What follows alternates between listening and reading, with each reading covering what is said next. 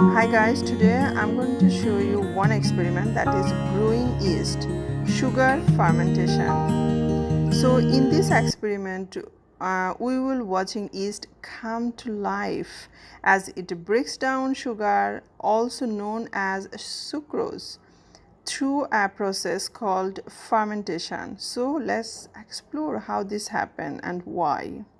So what is sugar's effect on yeast? Materials, what we need glass, water, yeast, okay, and you can use balloon, or I use gloves because I don't have balloon at home, so I just use gloves.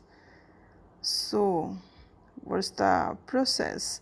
First we will add one tablespoon yeast with warm water and with sugar and stir it little bit, and I will keep it to warm place because it need warm place to growing. After 1 hour, the warm water and sugar in glass, so you can see it is foaming due to fermentation.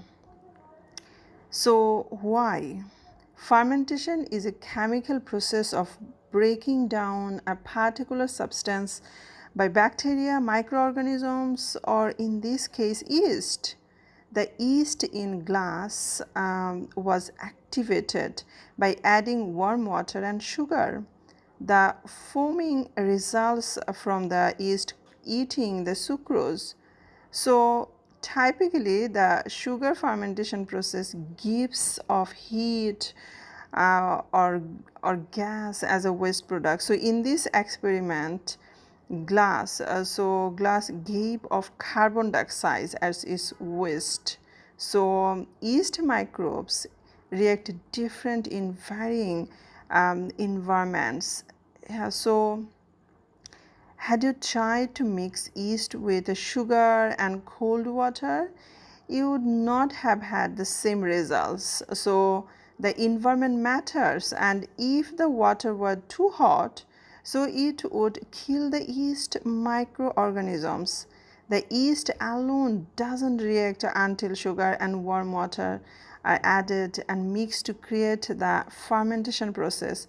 To further investigate how carbon dioxide works in this process, so you can mix yeast and warm water and sugar in a bottle while attacking a balloon to the open mouth. So here is a globe, so globes will expand as the gas from the yeast fermentation rises.